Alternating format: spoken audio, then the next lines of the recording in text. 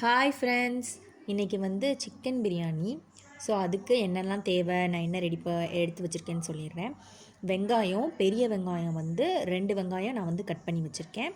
அப்புறம் green chilli, அது வந்து 3 க்ரீன் சில்லி வந்து வச்சுருக்கேன்.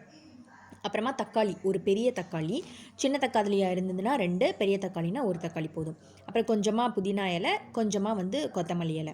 இது வந்து ஒரு க்ரீன் பேஸ்ட் ரெடி பண்ணுறதுக்கு கொஞ்சம் புதினா, கொஞ்சம் கொத்தமல்லி இலை, 3 பச்சை மிளகா, இதை வந்து நம்ம வந்து அரைச்சி பேஸ்ட் மாதிரி எடுத்துக்கணும். அதுக்கப்புறம் அங்கே வந்து நான் ரைஸ் வந்து வச்சுருக்கேன், பாஸ்மதி ரைஸ் வந்து 3 கப் எடுத்து வச்சுருக்கேன். அதுக்கப்புறம் இது வந்து இந்த சைடு வந்து எலுமிச்சம்பழம் சாறு 2 எலுமிச்சம்பழம், பெரிய எலுமிச்சம்பழமாக 2 எலுமிச்சம்பழம் சாறு எடுத்து வச்சுருக்கேன்.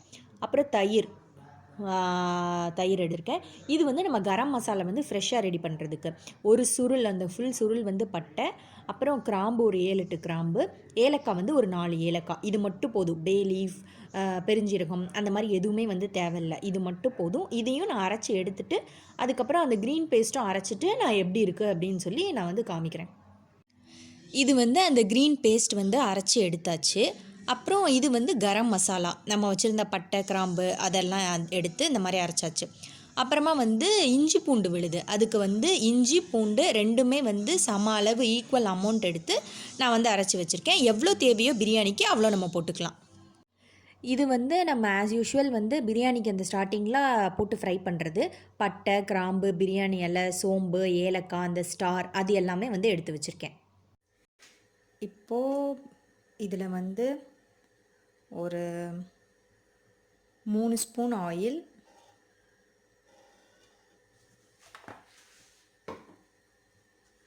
2 ஸ்பூன் வந்து கீ,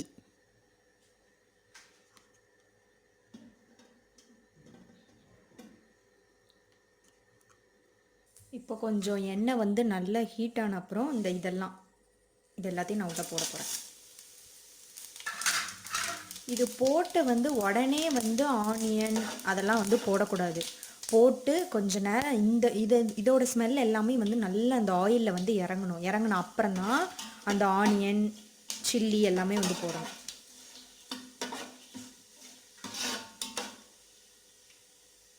இந்த டைமில் நான் வந்து வெங்காயமும் பச்சை மிளகாவும் வந்து ஆட் பண்ண போகிறேன்.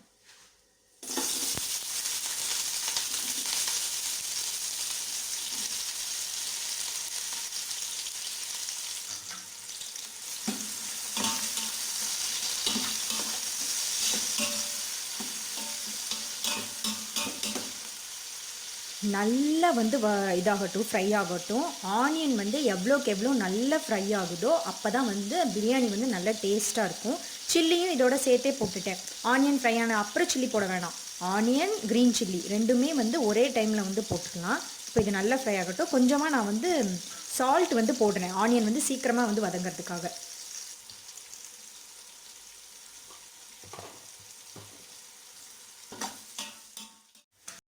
இப்போ ஆனியன் வந்து நல்லாவே வந்து வதங்கிடுச்சு. இங்கே பாருங்கள், காமிக்கிறேன்.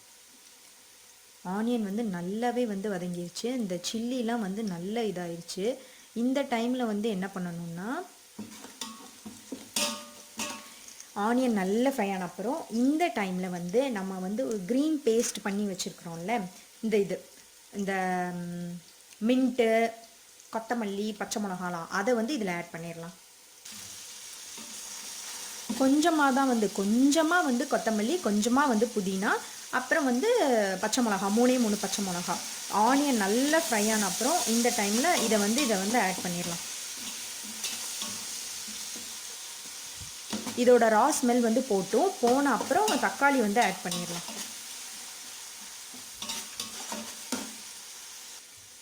இப்போ வந்து என்ன பண்ணா, தக்காளி, அப்புறம் கொஞ்சமாக கட் பண்ணி வச்சுருக்குறோம்ல அந்த கொத்தமல்லி, புதினா, அதை வந்து சேர்த்துடலாம்.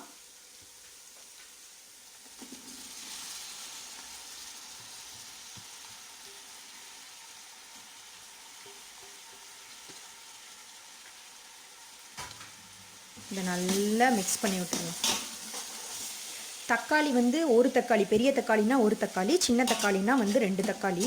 தக்காளியை வந்து நிறைய போடக்கூடாது. வெங்காயம் வந்து 3 பெரிய வெங்காயமும் 4 பெரிய வெங்காயம் கூட போட்டுக்கலாம். ஆனால் தக்காளி ஒரு தக்காளி தான் போடணும், இல்லைனா தக்காளி சாதம் மாதிரி ஆயிரும், பிரியாணி மாதிரி இருக்காது.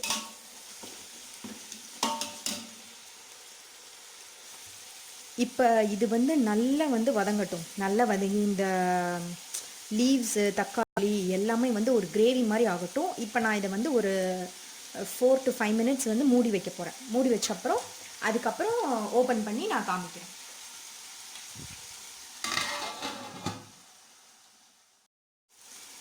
இந்த இலைலாம் வந்து நல்லா வந்து எண்ணெயில் வந்து கொஞ்சம் ஷ்ரிங்க் ஆன அப்புறமா இஞ்சி பூண்டு விழுது வந்து ஒரு 2 ஸ்பூன் நான் வந்து போடுறேன்.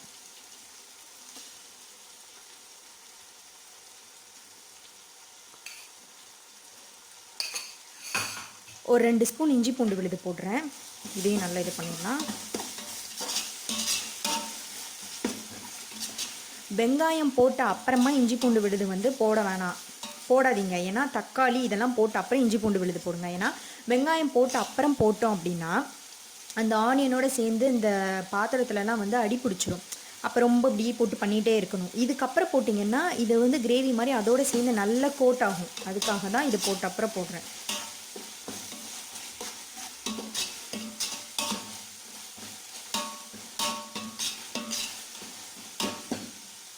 இப்போ இதை மூடி போட்டு மூடி வச்சிடலாம். 5 மினிட்ஸ் கழித்து ஓப்பன் பண்ணி பார்க்கலாம். இப்போ நல்லா வந்து எல்லாமே நல்லா வதங்கிடுச்சு. இந்த டைமில் மஞ்சள் பொடி, வத்தப்பொடி, அப்புறம் நம்ம வந்து ரெடி பண்ணி வச்சுருக்கிற அந்த மசாலா அது எல்லாமே வந்து சேர்த்துடலாம். கொஞ்சமாக வந்து மஞ்சள் பொடி ஒரு 1/4 ஸ்பூன், ஒரு 1/2 ஸ்பூன் வந்து சில்லி பவுடர், அப்புறம் நம்ம ரெடி பண்ணி வச்சுருக்கிற இந்த கரம் மசாலா பவுடர் நம்ம அரைச்சது மட்டும்தான், வேறு எதுவுமே நான் எக்ஸ்ட்ரா சேர்க்கலை. இந்த பவுடர் தான் பிரியாணிக்கு வந்து ஸ்பெஷலே வந்து இந்த பவுடர் தான்.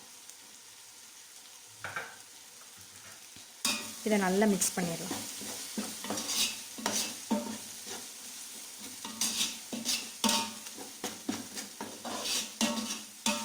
பிரியாணிக்கு வந்து நல்ல ஃப்ளேவர், நல்ல மனம், டேஸ்ட் கொடுக்குறதே இந்த கரம் மசாலா பவுடர் தான். இது வீட்டிலே வந்து ரெடி பண்ணிக்கலாம். இவ்வளோ தான், வேறு எந்த திங்ஸும் எக்ஸ்ட்ரா சேர்க்க தேவையில்ல. பிரியாணி இலையோ பெருஞ்சீரகமோ எதுவுமே தேவையில்ல. பட்டை, கிராம்பு, ஏலக்காய் இந்த 3 மட்டும்தான். கிராம்பு எப்போவுமே கம்மியாக தான் சேர்க்கணும். அதை வந்து ஃப்ரெஷ்ஷாக பண்ணி போடலாம். இதுதான் டேஸ்ட்டே பிரியாணிக்கு.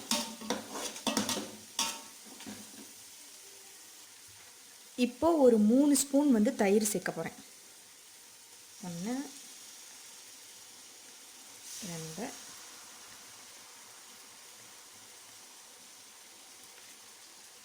3. இதையும் இப்போ நல்லா வந்து மிக்ஸ் பண்ணிடலாம். தயிர் வந்து எதுக்காகனா சிக்கன் வந்து நல்லா சாஃப்டாக இருக்கிறதுக்காக, இல்லைன்னா ரொம்ப கட்டியாக இருக்கும். நம்ம வந்து பிச்சு சாப்பிட்றதுக்கு எல்லாமே வந்து நல்லா இருக்காது. இது எல்லாத்தையும் இப்போ வந்து நல்லா மிக்ஸ் பண்ணி விட்டுருங்க. நம்ம அந்த போட்ட அந்த இது எதுவுமே வெங்காயம், தக்காளி நம்ம போட்டிருக்கோம் அப்படிங்கிறதே அவ்வளோவா தெரியவே தெரியாது.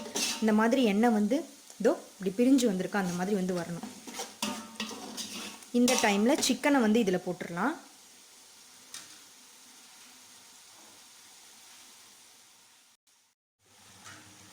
சிக்கன் போட்டாச்சு. இதை வந்து நல்லா சிக்கனை வந்து மிக்ஸ் பண்ணிடலாம்.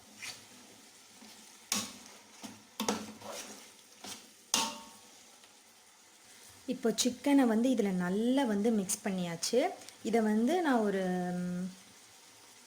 5 நிமிஷம் வந்து க்ளோஸ் பண்ணி வச்சிடுறேன். அதுக்கப்புறம் என்ன ஆகுனா சிக்கன்லேருந்தே தண்ணி வந்து கொஞ்சம் வெளியே வரும். அதில் கொஞ்சம் சிக்கன் பாயில் ஆகட்டும். அதுக்கப்புறம் நம்ம வந்து தண்ணி ஊற்றி அரிசிலாம் போட்டு வேக வச்சிடலாம். இப்போ 5 மினிட்ஸ் கழித்து ஓப்பன் பண்ணால் இப்படி தான் இருக்குது. இதில் வந்து என்ன பண்ண போகிறோன்னா இப்போ தண்ணி ஆட் பண்ண போகிறோம். தண்ணி ஆட் பண்ணி இப்போ வந்து நான் வந்து ஏற்கனவே சொல்லியிருந்தேன், இந்த டம்ளருக்கு நான் 3 டம்ளர் அரிசி எடுத்திருக்கேன். நார்மலாக நம்ம வந்து அரிசி வந்து பாயில் பண்ணும்போது என்ன பண்ணுவோம், 1 டம்ளர் அரிசி எடுத்தால் அதுக்கு 2 டம்ளர் தண்ணி. ஆனால் இதுக்கு வந்து நான் 6 டம்ளர் தண்ணி ஊற்றணும். ஏன்னா 3 டம்ளர் அரிசி எடுத்திருக்கேன். ஸோ 6 டம்ளர் தண்ணி ஊற்றணும். ஆனால் நான் 5 டம்ளர் தண்ணி தான் ஊற்ற போகிறேன். 4.5 டம்ளர் 5 டம்ளர் தண்ணி. ஏன்னா நம்ம வந்து தம் போட போகிறோம், அதனால கம்மியாகவே தண்ணி ஊற்றினா போதும். ஸோ நான் இப்போ இதில் வந்து 5 டம்ளர் தண்ணி ஊற்றுறேன்.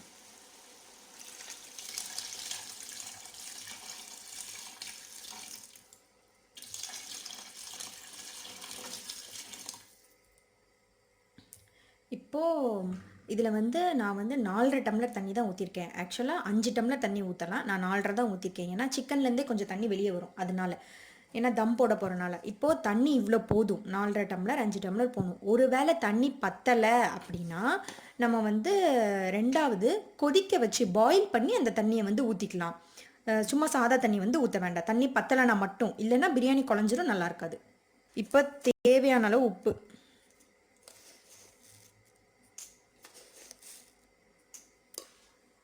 உப்பும் அதே மாதிரி பார்த்து போட்டால் போதும். ஏன்னா ஏற்கனவே ஆனியன் வதங்கும் போது நம்ம போட்டிருக்கோம். ஆனால் பிரியாணிக்கு வந்து உப்பு வந்து கொஞ்சம் நல்லா சுள்ளுன்னு தான் இருக்கணும். அப்போ தான் நல்லாயிருக்கும். கம்மியாக இருந்தால் நல்லா இருக்காது. இப்போ இதை வந்து டேஸ்ட் பார்த்துடலாம் உப்பு எப்படி இருக்குன்னு.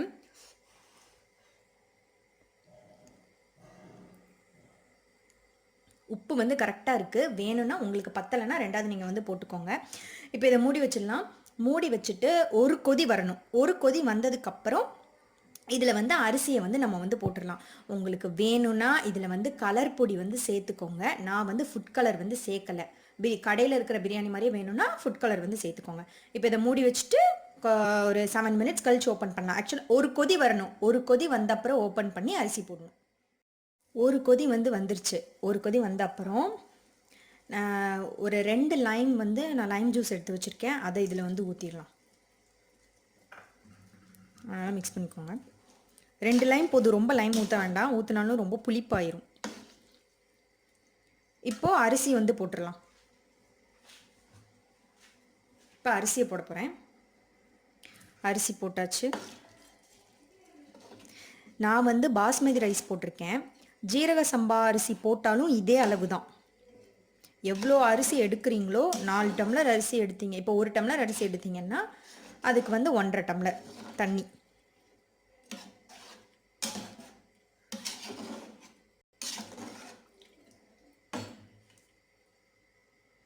இப்போ இதை வந்து மூடிடலாம்.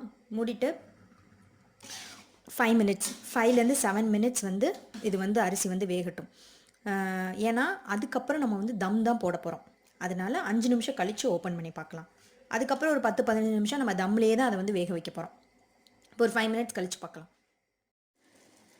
இப்போ கரெக்டாக வந்து 7 நிமிஷம் ஆயிடுச்சு. 7 நிமிஷம் கழித்து இப்படி தான் இருக்குது. இப்போ இதை லைட்டாக, ரொம்ப இப்படி போட்டு கிண்டாமல் லைட்டாக இப்படி வந்து கிண்டி விட போகிறோம்.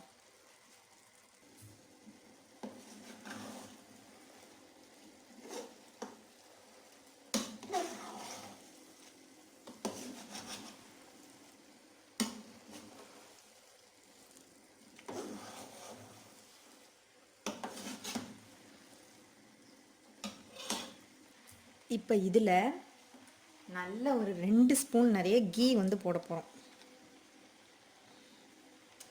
1 2. இதை போட்டுட்டு இதை வந்து நல்லா எல்லா இடத்துலையும் படுற மாதிரி மிக்ஸ் பண்ணிவிட்டு இதை வந்து தம் போட்டுடலாம். தம் போட்டுடலாம்.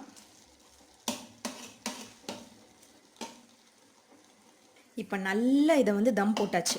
இப்போ என்ன பண்ண போகிறோன்னா, அதாவது கொதிக்க விட்டு அரிசி போட்டு 5 மினிட்ஸ் கழித்து அந்த அரிசிலாம் நல்லா மேலே வந்து நிற்கும். அரை வேக்காடு தான் வந்திருக்குன்னு சொல்லுவாங்க, ஹாஃப் பாயில் தான் ஆயிருக்கும். அந்த டைமில் நல்ல ஒரு தடவை, ரொம்ப கிண்டக்கூடாது, குழஞ்சி போயிடும், அரிசிலாம் உடஞ்சிரும். இப்போது லைட்டாக அப்படி இது பண்ணி விட்டுட்டு 2 ஸ்பூன் கீ விட்டு நல்லா அதை வந்து மிக்ஸ் பண்ணிவிட்டு இப்போ தம் போட்டுடலாம். தம் போடுறதுக்கு இதை வந்து மூடி வச்சிடலாம். மூடி வச்சுட்டு அடியில் வந்து நான் வந்து ஒரு தோசைக்கல் வந்து வைக்க போகிறேன். ஏதாவது பழைய தோசைக்கல் இருந்தால் வச்சுக்கோங்க. ஆனால் நான்ஸ்டிக் வந்து வைக்காதீங்க. வச்சுட்டு ரொம்ப சிம் இருக்கிறதுலே குறைவான தீயில் வந்து வச்சுட்டு ஒரு 10லேருந்து 15 நிமிஷம் தம் போட்டுடலாம்.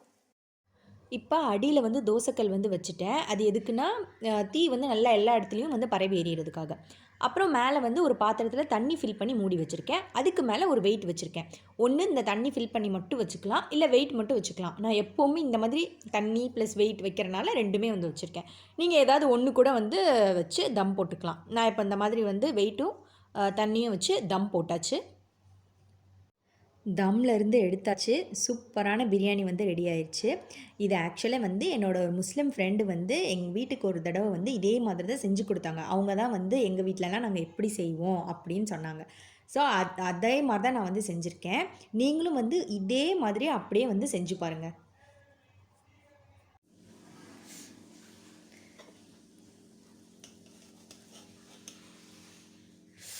வாவ்! சூப்பரா இருக்கு பிரியாணி.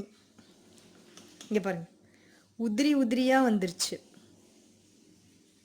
உதிரி உதிரியா இருக்கு. நல்ல குலையாம பெர்ஃபெக்ட்டா இருக்கு. நான் சொன்ன அடி கூட பிடிக்கல. ரொம்ப பெர்ஃபெக்ட்டா சிக்கன் எல்லாமே இதே மாதிரியே வந்திருக்கு. நீங்களும் நான் சொன்ன மாதிரி இதே மாதிரியே ட்ரை பண்ணி பாருங்க. நல்லாயிருக்கும்.